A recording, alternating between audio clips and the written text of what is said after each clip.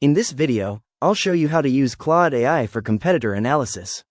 This is a simple way to compare businesses, identify strengths and weaknesses, and gain strategic insights. To begin, I'll make sure I'm already logged into my Claude account and on the main Claude screen. Next, I'll click inside the message box in the center of the screen, where Claude asks, "How can I help you today?" Now I'll type a prompt asking Claude to analyze competitors. For example, I might type, "Analyze competitors for an online clothing store." After typing the prompt, I'll click the send button. Claude will generate a competitor analysis, which may include key players, strengths, weaknesses, and market positioning. If I want a more detailed analysis, I can include more information in my prompt, such as the industry, specific competitors, or criteria to compare. For example, I might type, "Compare 3 e-commerce brands based on pricing, marketing, and customer experience." Claude can also help organize the analysis into tables, SWOT comparisons, or structured reports.